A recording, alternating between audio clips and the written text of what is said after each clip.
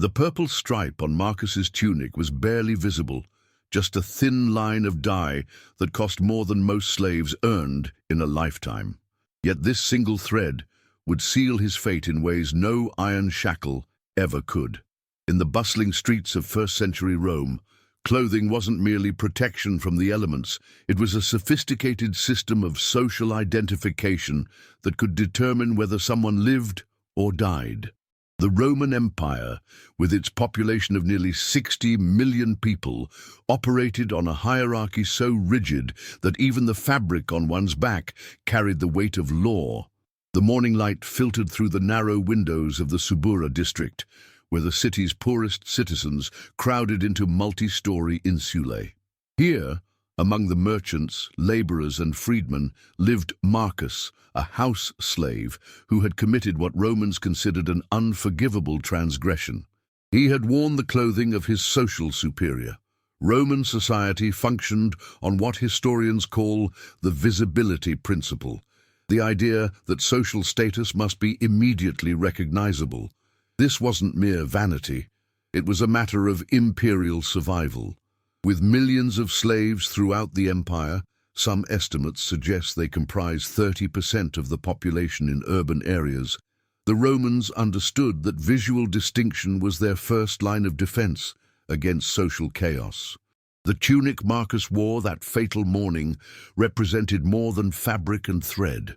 It embodied centuries of Roman legal tradition, dating back to the 12 Tables of 450 BCE, which established the foundation for all subsequent Roman law. These laws didn't just govern what slaves could wear, they determined their very identity within the empire. Slaves in Rome were classified as res, things, not people. Yet paradoxically, their appearance was regulated with the same precision as that of senators and equites. This contradiction reveals something profound about Roman psychology. They feared their slaves not because they were considered subhuman, but because they were so undeniably human that only artificial barriers could maintain the illusion of natural hierarchy. The typical slave's attire consisted of a simple tunic made from coarse wool or linen, dyed in earth tones, brown, grey, or undyed natural fibers. These garments were intentionally rough, designed to chafe and remind the wearer of their status with every movement. The fabric itself told a story of imperial economics. While citizens wore fine wool from distant provinces, slaves were clothed in the cheapest materials available, often recycled from worn garments of their masters. But Marcus's transgression went deeper than mere fabric choice. The purple stripe he wore, what Romans called the clavus, was reserved exclusively for the senatorial class. This wasn't arbitrary decoration. It was a symbol of political power that had been regulated by law since the time of the early republic. The dye itself, extracted from thousands of murex shells, was so expensive that counterfeit purple was a capital offense. The Romans understood that clothing was communication. Every thread, every color, every cut of fabric spoke a language that every citizen could read. A slave wearing purple didn't just violate fashion, they challenged the fundamental order that held the empire together. They declared themselves worthy of respect, of power, of recognition, as fully human. As Marcus walked through the Forum Romanum that morning, his forbidden stripe catching the early sunlight, he unknowingly carried the weight of Roman history on his shoulders. The space around him, where senators debated and emperors were acclaimed, had witnessed the rise and fall of republics. Now it would witness the enforcement of laws that made visible the invisible chains of Roman society. The reaction was swift and predictable.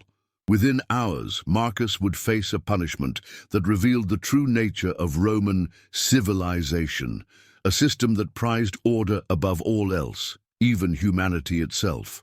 What happened next would expose the brutal reality behind Rome's glittering facade. Don't forget to subscribe for Chapter 2, where we'll uncover the shocking punishment that awaited slaves who dared to dress above their station. Hit that like button if you're ready to dive deeper into the hidden truths of Roman society, and let us know in the comments. What do you think clothing reveals about power in our own time? The lictors moved through the crowd like predators sensing weakness. Their eyes, trained to spot the smallest violation of Roman social order, had found their target. Marcus stood frozen as the rods and axes of their fasces gleamed in the afternoon sun, symbols of the state's power to punish or kill. The punishment for Marcus's transgression wasn't written in any single law, but rather embedded in the complex web of Roman social control that historians call sumptuary legislation. These laws, dating back to the 3rd century BCE, regulated everything from the number of guests at dinner parties to the amount of jewelry women could wear. For slaves, the regulations were even more severe, and the consequences more brutal. Tribune Gaius Cornelius Tacitus, observing from the steps of the Curia Julia, had seen this scene play out countless times. The Roman legal system operated on the principle of exemplum, making examples of transgressors to maintain social order. Marcus wasn't just being punished for his individual crime, he was being used to send a message to the millions of slaves throughout the empire. The crowd that gathered wasn't merely curious, they were participants in a carefully orchestrated display of power. Roman society functioned on what modern sociologists call performative hierarchy. Citizens needed to witness the punishment of social violations to reinforce their own position in the system. The baker's son felt superior to the slave owner felt justified in his dominance. The senator felt secure in his purple stripe. Marcus's punishment began with the ritualistic stripping of his forbidden garment. This wasn't simply practical, it was symbolic. By removing the purple-striped tunic in public, the Romans were literally and figuratively stripping away any claim to higher status. The garment was then burned in the forum, its ashes scattered to ensure no trace of the violation remained.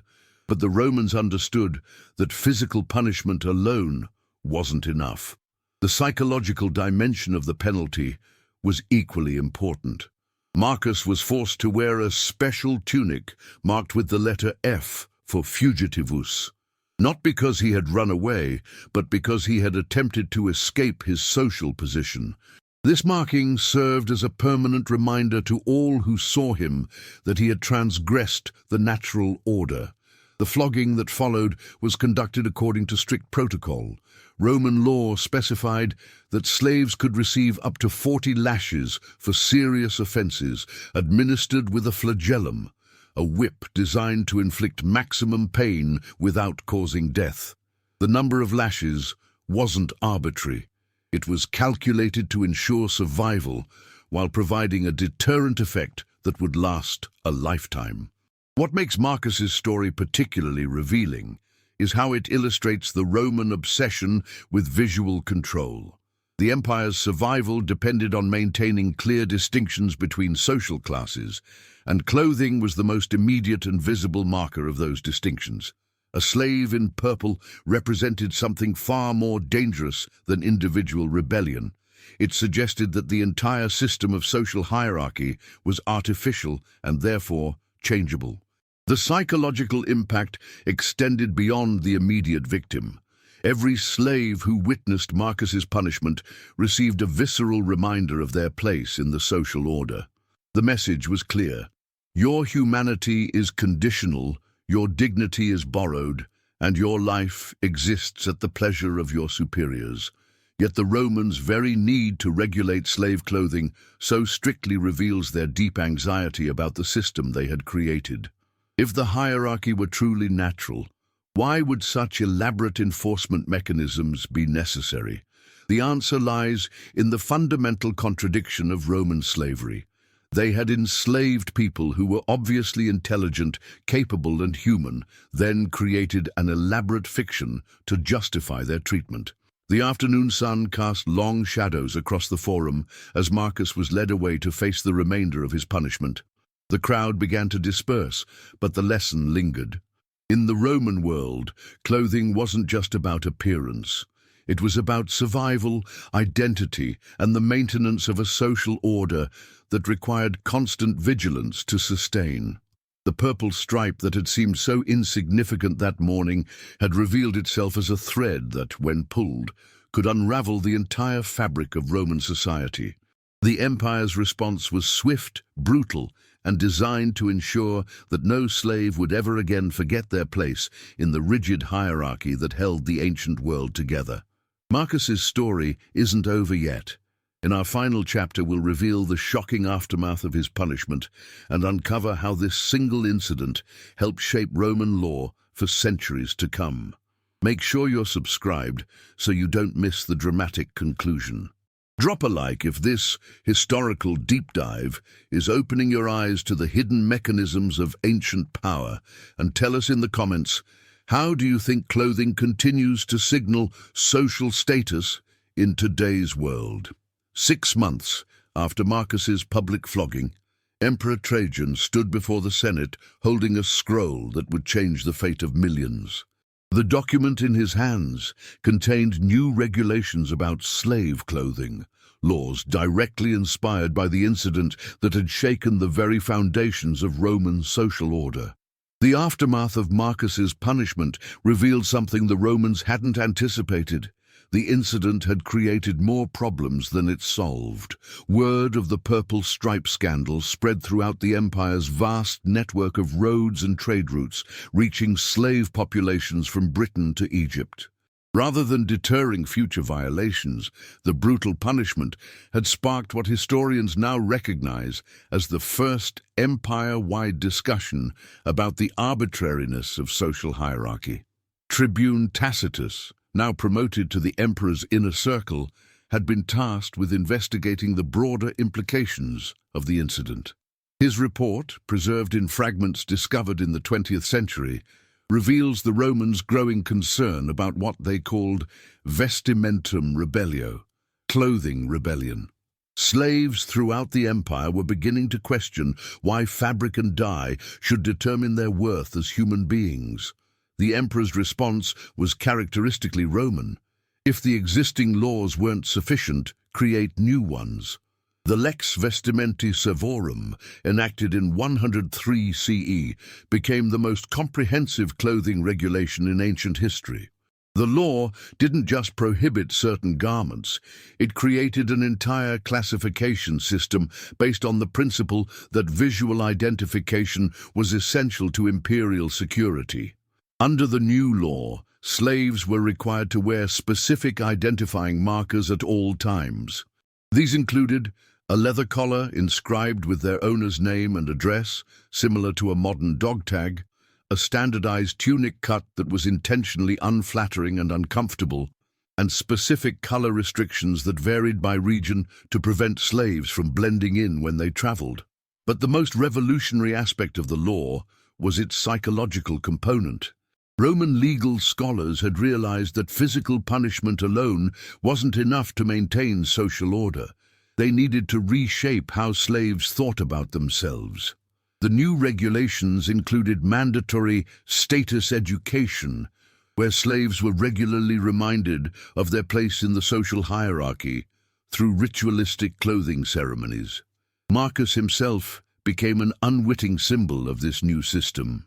His case was used in legal training throughout the empire, with aspiring lawyers and magistrates studying the incident to understand how clothing violations could threaten imperial stability. The purple stripe that had sealed his fate became a standard example in Roman legal textbooks, preserved in documents that survived the fall of the empire. The broader implications were staggering. The Romans had created a legal framework that regulated not just what people wore, but how they thought about clothing, status, and identity. This system influenced legal traditions throughout Europe and laid the groundwork for sumptuary laws that would persist into the modern era.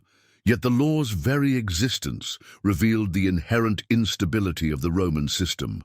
The need for such detailed regulation of slave clothing demonstrated that the hierarchy wasn't natural or inevitable. It required constant maintenance and enforcement. Every thread, every color, Every cut of fabric had to be monitored because the Romans understood that clothing was ultimately about human dignity, and dignity was impossible to suppress permanently. The economic impact was equally significant. The new clothing regulations created an entire industry of specialized tailors, dyers, and inspectors, whose job was to maintain visual distinctions between social classes. Trade routes were established specifically to supply the approved fabrics for slave clothing, while luxury goods were increasingly restricted to the upper classes. Modern archaeological evidence supports these historical accounts. Excavations at Pompeii have revealed distinct patterns in textile remains that correspond to the legal requirements established by the Lex Vestimenti Servorum. The preservation of these materials in volcanic ash provides a unique window into how these laws were implemented in daily life. The irony is that Marcus's story, intended to reinforce Roman social order, ultimately contributed to its eventual dissolution. The elaborate legal framework required to maintain clothing distinctions became increasingly burdensome as the empire expanded. The cost of enforcement, combined with the psychological resistance of those being regulated, created systemic pressures that contributed to the empire's eventual transformation. By the 4th century CE, the clothing laws had become so complex and contradictory that they were largely unenforceable. The rise of Christianity, with its emphasis on spiritual equality, provided an alternative framework that made the Roman obsession with visual hierarchy seem increasingly absurd. Marcus's legacy lived on in ways the Romans never intended. His story became a cautionary tale about the lengths to which societies will go to maintain artificial distinctions between human beings.